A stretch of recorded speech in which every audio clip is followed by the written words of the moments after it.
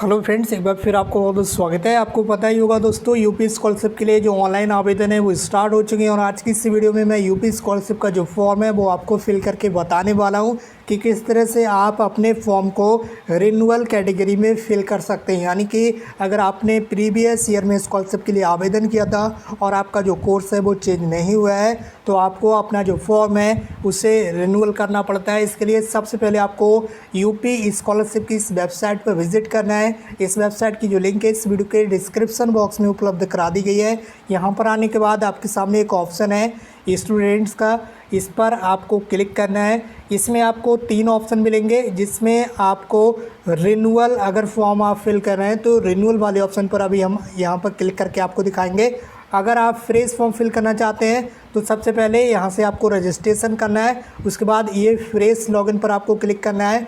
लेकिन जिन स्टूडेंट्स का form renewal है, मैंने अभी आपको बताया था, अगर पिछले साल आपने फॉर्म फिल किया है और आपका कोर्स चेंज नहीं हुआ है तो आपका फॉर्म रिन्यूअल कैटेगरी में फिल किया जाएगा। तो उसके लिए आपको डायरेक्टली यहाँ रिन्यूअल लॉगिन पर क्लिक कर देना है। आपको किसी भी तरह का रजिस्ट्रेशन नहीं करना है, डायरेक्टली हम यहाँ रिन्यूअल लॉगिन पर क्लिक करेंगे। और इसमें भी आपको कई सारे ऑप्शन मिलेंगे, जैसे कि अभी आप यहाँ स्क्रीन पर देखेंगे कई सारे ऑप्शन इसमें भी आपको मिलते हैं, जिसमें प्री मैट्रिक क्लासेस का होता है, post matric other than intermediate, इस तरह से कई सारे क्लासेस यहाँ पर आपको मिल जाते हैं। तो इसमें आपको देखने के लिए मिल रहा है कई सारे क्लासेस, और यहाँ पर आपको अपने क्लास के अकॉर्डिंग ही चूज़ करना है। अगर आपका 9th 10th का फॉर्म है, ठीक है, तो प्री मैट्रिक, और 11th या 12th का फॉर्म है, यानी कि कक्षा 11 या 12 का फॉर्म है तो इंटरमीडिएट, और कक्षा 12 से ऊपर किसी क्लास का फॉर्म है तो post matric other than inter, ठीक है। ये 3 ऑप्शन यहाँ से आपको चूज़ करना है। तो हमारा फॉर्म इंटरमीडिएट का है तो हम यहाँ पर इंटरमीडिएट को सिलेक्ट कर लेंगे।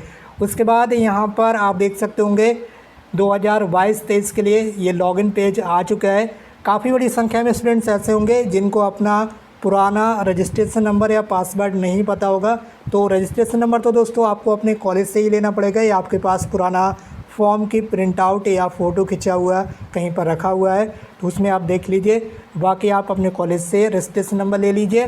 तो रजिस्ट्रेशन नंबर यहाँ पर आपको फिल करना है, और यहाँ पर डेट ऑफ बर्थ फिल करना है, और यहाँ पर आपको एक अपना वेरिफिकेशन जो आपका पुराना पासवर्ड है, ठीक है, वो यहाँ पर आपको फिल कर देना है, ठीक है। और पासवर्ड अगर आपको नहीं पता है, पासवर्ड आप भूल गए हैं, ठीक है, तो आप केवल रजिस्ट्रेशन नंबर कहीं से भी ले लीजिए। उसके बाद यहाँ पर देख रहे हैं एक ऑप्शन आपके सामने, forgot password for post matric, यहाँ पर क्लिक करके आपको कुछ डिटेल्स फिल करना होंगी। उसके बाद आपको आपका पासवर्ड मिल जाएगा।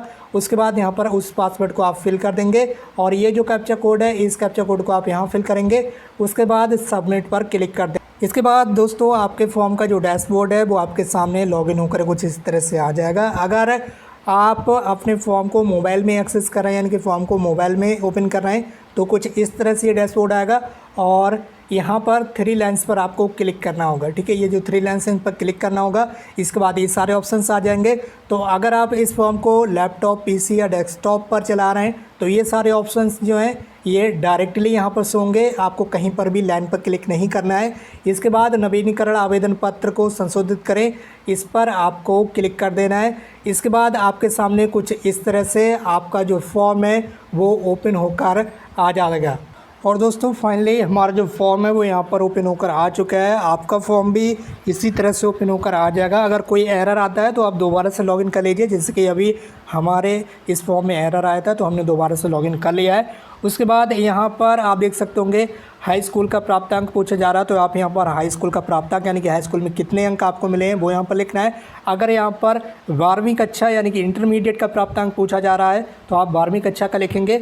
यहाँ पर हाई स्कूल का पूर्णांक पूछा जा रहा है, यानी कि हाई स्कूल में जो टोटल रिजल्ट होता है वो कितने अंकों का होता है, तो 600 अंक का होता है यूपी बोर्ड में, तो वो 600 हमने यहाँ पर लिख दिए हैं। अगर आपके केस में यानी कि आपके फॉर्म में इंटरमीडिएट की डिटेल्स यहाँ पर पूछी जा रही तो आप इंटरमीडिएट फिल करेंगे। ये जो इंटरमीडिएट की डिटेल्स है ये अंडर ग्रेजुएट कोर्सेज और पोस्ट ग्रेजुएट कोर्सेज में मांगी जाएगी। ये फॉर्म यहाँ पर स्वयं इंटर का है तो यहाँ पर इसलिए हाई स्कूल की डिटेल्स पूछी जा रही है। यहाँ पर पाठ्यक्रम का जो नाम है वो ऑटोमेटिकली आ जाएगा, यानी कि कौन से कोर्स के लिए आप फॉर्म फिल कर रहे हैं।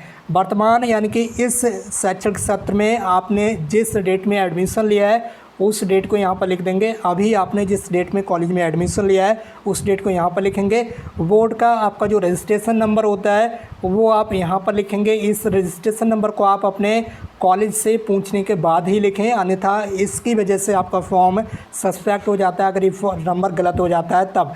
इसके साथ ही बोर्ड का नेम यहाँ पर आ रहा है, कौन से बोर्ड से आपने हाई स्कूल या इंटरमीडिएट किया है, ठीक है, तो वो यहाँ पर आ चुका है। वाकई गत वर्ष यानी कि पिछला आपका जो क्लास है वो कौन सा है वो क्लास यहाँ पर आ जाएगा, ठीक है, ये आपके अकॉर्डिंग ही आएगा। अगर आप अभी 12वीं कक्षा के छात्र हैं तो यहाँ पर 11 लिखना है, आप 11वीं कक्षा के छात्र अभी तो यहाँ पर 10 लिखना है। इसी तरह से अगर आप 10वीं कक्षा के छात्र हैं तो यहाँ पर 9 लिखना है। वाकई अंडर ग्रेजुएट कोर्सेज और पोस्ट ग्रेजुएट कोर्सेज में आपको अपने अकॉर्डिंग ही यहाँ पर लिख देना है, ठीक है। पिछले साल का आपका जो रिज़ल्ट है वो पास का है या प्रमोटेड का है वो यहाँ से आपको सिलेक्ट कर लेना है, ठीक है। तो हमारा पास का रिज़ल्ट है तो पास कर दिया है। बाकी पिछले क्लास का यानी कि जो यहाँ पर आपका रिज़ल्ट है, ठीक है, उसका पूर्णांक कितना है यानी कि रिज़ल्ट के जो टोटल मार्क्स होते हैं वो कितने हैं वो यहाँ पर लिखना है। और आपको पिछली क्लास में कितने मार्क्स मिले हैं वो यहाँ पर लिख देना है। परसेंटेज ऑटोमेटिक कैलकुलेट यहाँ पर हो जाएगी। उसके बाद आपका जो पिछला क्लास था आपने कौन से स्कूल या कॉलेज से पास किया है उस स्कूल कॉलेज का नेम यहाँ पर आपको लिख देना है, ठीक है। उसके बाद यहाँ पर कुछ डिटेल्स पूछी जा रही है कि आपने भारत सरकार की छात्रवृत्ति योजना में आवेदन किया है जो नेशनल स्कॉलरशिप होती है। अगर आपने उसमें फॉर्म फिल किया है तो यहाँ पर येस करेंगे, अन्यथा इस पर आप नो ही रहने दीजिए, ठीक है। किसी तरह की कोई प्रॉब्लम नहीं होने वाली है। बाकी इस डिटेल्स को आपको अपने अकॉर्डिंग यहाँ पर फिल करना है, ठीक है। देख लीजिए क्या क्या चीज़ें यहाँ पर पूछी गई हैं, ठीक है। तो यहाँ पर सारी चीज़ें यहाँ पर आपको ध्यान देना है। बाकी इसमें से अगर किसी भी ऑप्शन से आप बिलोंग करते हैं तो वो सारी चीज़ें आपको फिल करना है, वरना ज़्यादातर स्टूडेंट्स को इसमें कुछ भी फिल करने की आवश्यकता नहीं होती है। बस बहुत ही कम स्टूडेंट्स को ही यहाँ पर इस डिटेल्स को फिल करना है, ठीक है। वाकई यहाँ पर ये तो आपको पता ही होगा, अगर आपके माता पिता नहीं हैं तो इसके लिए ये डिटेल्स आ रही है तो वो आपको फिल करना होगी। बाकी उम्मीद करते हैं आप समझ गए होंगे। इसके बाद ये जो यहाँ पर एक कैप्चा कोड डालने के लिए आएगा नीचे, ठीक है। आप इस फॉर्म को मोबाइल में अभी हमने ओपन किया तो यहाँ पर जो कैप्चा कोड है वो ऊपर की साइड में आ रहा है। चलिए एक बार दिखा देते हैं आपको। आप देख सकते होंगे ये जो कैप्चा कोड है ये ऊपर की साइड में आ रहा है। तो इस कैप्चा कोड को आप यहाँ पर फिल करेंगे, ठीक है, और इस बॉक्स में आप टिक लगाएंगे। अगर आप इस फॉर्म को लैपटॉप या डेस्कटॉप मोड में या लैपटॉप में ये, ठीक है, या कंप्यूटर पर ओपन कर रहे हैं तो ये जो कैप्चा कोड है ये नीचे बिल्कुल नीचे की साइड में होगा। चलिए आपको दिखा देते हैं, यहाँ नीचे की साइड में होगा जैसे कि अभी मैंने आपको बताया था, ठीक है। तो ये कैप्चा कोड फिल करके और बॉक्स में टिक लगाकर आपको यहाँ सबमिट पर क्लिक कर देना है। इसके बाद आपके सामने इस तरह से इंटरफेस आएगा और यहाँ हम मोबाइल में इस फॉर्म को ओपन किए हुए हैं तो हमें यहाँ 3 लाइन्स पर क्लिक करना होगा। और इसके बाद आप देखेंगे हमारा जो फॉर्म है वो रिन्यूअल कैटेगरी का है, इसलिए फ़ोटो भी ऑटोमेटिक अपलोड चुका है। और आधार का जो ऑथेंटिकेशन होता है ये भी ऑटोमेटिकली हो चुका है, ठीक है, क्योंकि पिछले क्लास में हमने आधार ऑथेंटिकेशन कर दिया था तो दोबारा करने की आवश्यकता नहीं है।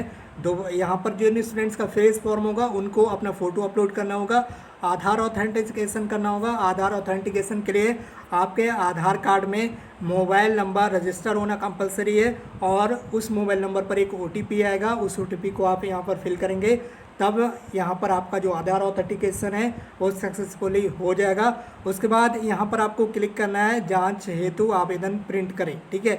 यहाँ से आप अपने फॉर्म का प्रिंट आउट निकाल कर एक बार चेक कर लेंगे, कॉलेज में भी चेक करा देंगे ले जाकर। अगर कोई मिस्टेक है तो उसे सही करेंगे और दोबारा सही करने के बाद, ठीक है, दोबारा अगर आपको सही करना है, कुछ भी एडिट करना है तो नवीनीकरण आवेदन पत्र को संशोधित करें।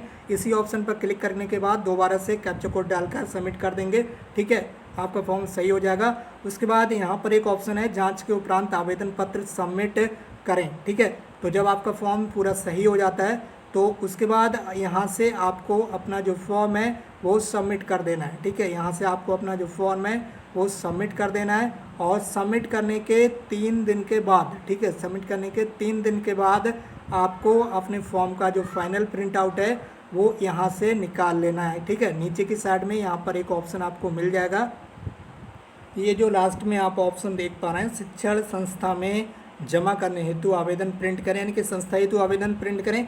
तो इस पर क्लिक करके आप 3 दिनों के बाद अपना जो फॉर्म है उसका प्रिंट आउट निकाल कर इस वाले प्रिंट आउट को अपने कॉलेज में ले जाकर सभी डॉक्यूमेंट्स के साथ, यानी कि डॉक्यूमेंट्स की जो कॉपी होती है, फोटोकॉपी, जीरोक्स, ठीक है, उसके साथ आपको सबमिट कर देना। बाकी दोस्तों आज की इस वीडियो में बस इतना ही, और दोस्तों अब हम मिलते हैं एक नई वीडियो में एक नई इन्फॉर्मेशन के साथ। Thank you so much for watching this video.